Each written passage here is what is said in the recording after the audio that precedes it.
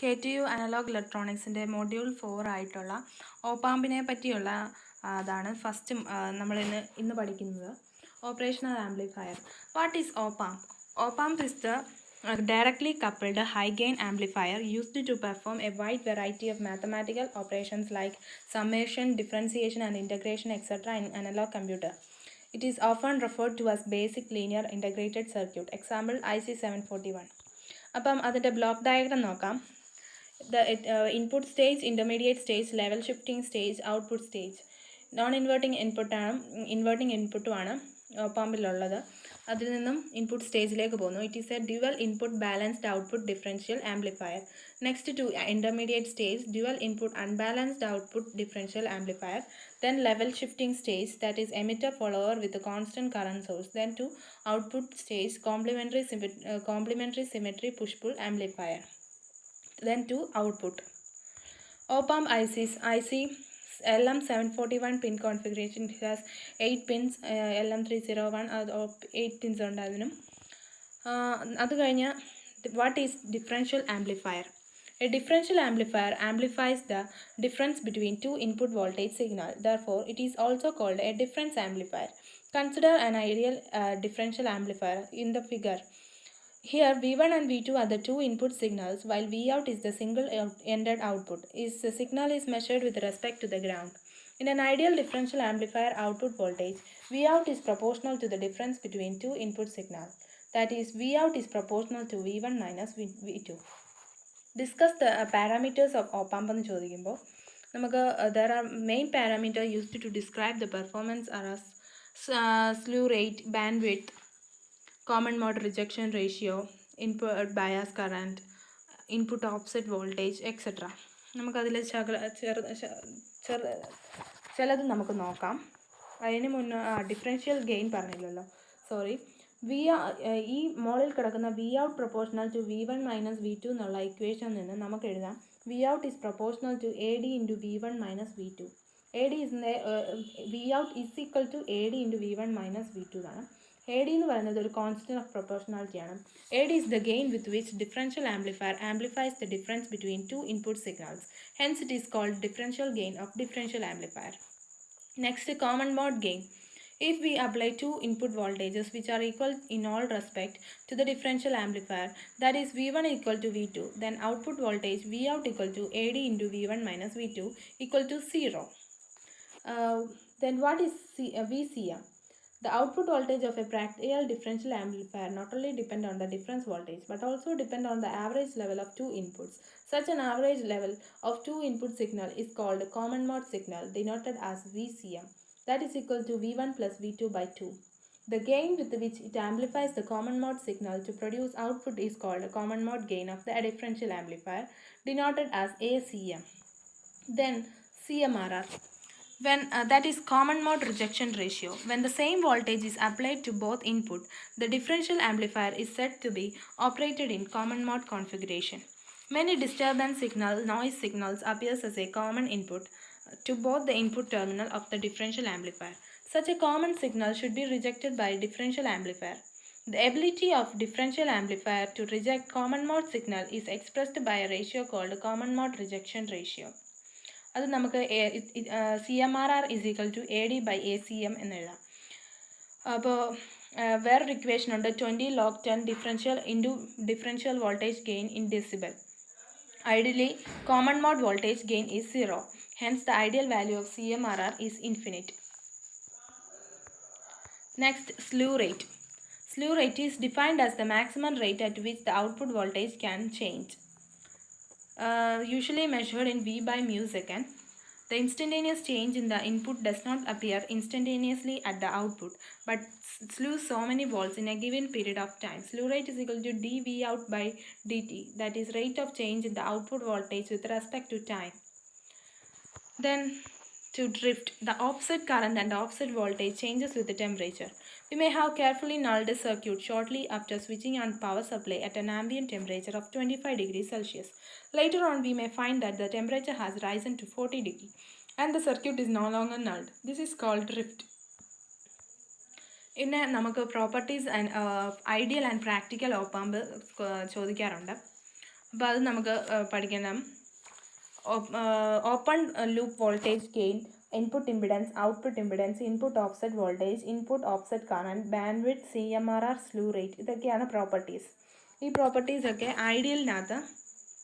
ഐഡിയലിനകത്ത് infinity ആയിട്ടുള്ളത് open loop voltage gain, input impedance, പിന്നെ bandwidth, CMRR, slew rate, ഇത്രയും infinite ആണ്. ബാക്കി ഔട്ട്പുട്ട് ഇമ്പിഡൻസും ഇൻപുട്ട് ഓഫ്സെറ്റ് വോൾട്ടേജും ഇൻപുട്ട് ഓഫ്സെറ്റ് കറൻറ്റുമാണ് 0 ആയിട്ടുള്ളത്. പ്രാക്ടിക്കൽ ഓപ്പാമ്പിൽ ഓപ്പൺ ലൂപ്പ് വോൾട്ടേജ് 10⁵ to 10⁸ ആണ്. ഇൻപുട്ട് ഇമ്പിഡൻസ് 10⁶ to 10⁻12 ആണ്.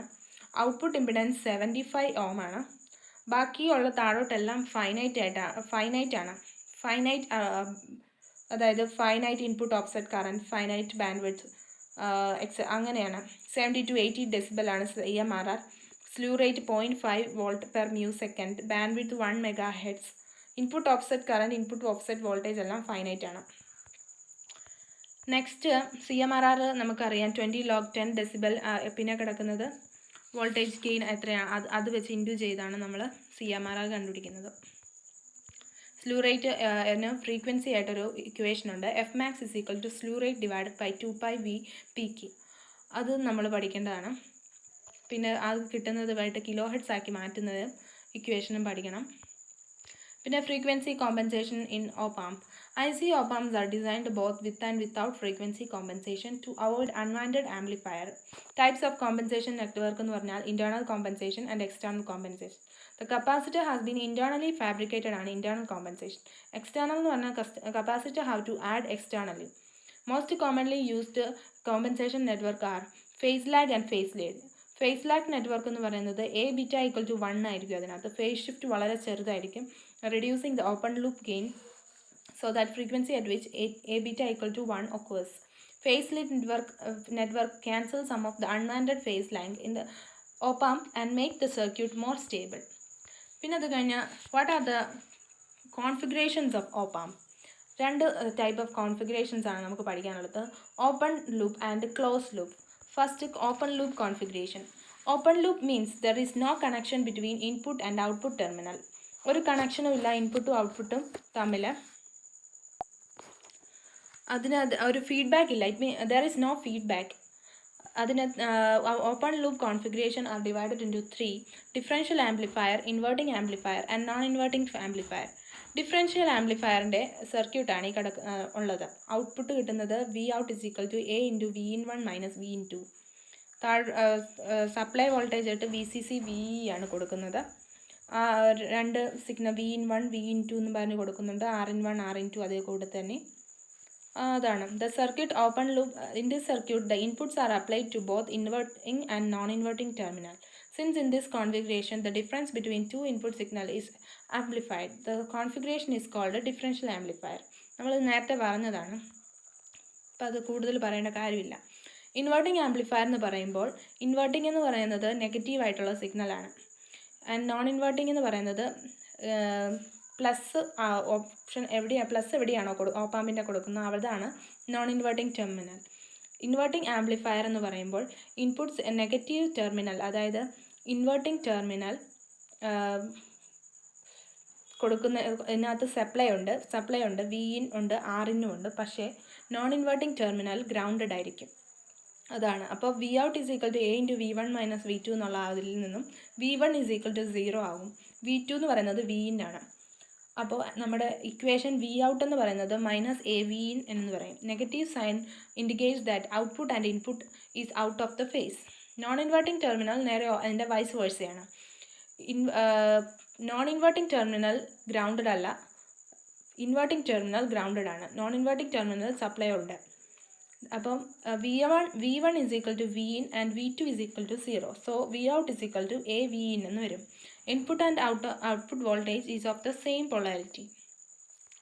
അതാണ് ഓപ്പൺ ലൂപ്പ് കോൺഫിഗറേഷൻ. അടുത്തത് നമുക്ക് ക്ലോസ് ലൂപ്പ് പഠിക്കാം.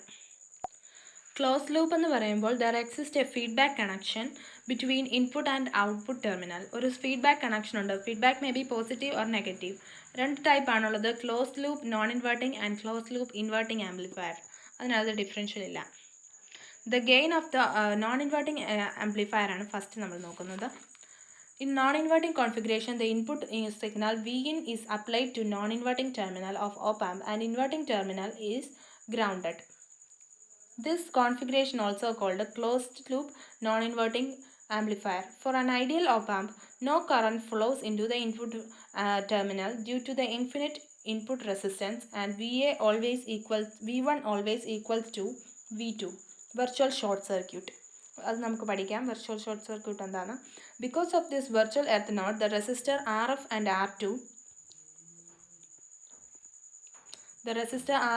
R2 form a simple potential divider network across non-inverting amplifier with the voltage gain of circuit being determined by the ratios of R1 and RF. Ideally, gain A എന്ന് പറയുന്നത് Vout divided by Vin എന്നാണ്. അതപ്പോൾ infinity ആയിട്ട് വരും. Vout divided by Vin infinity ആയിട്ട് വരും.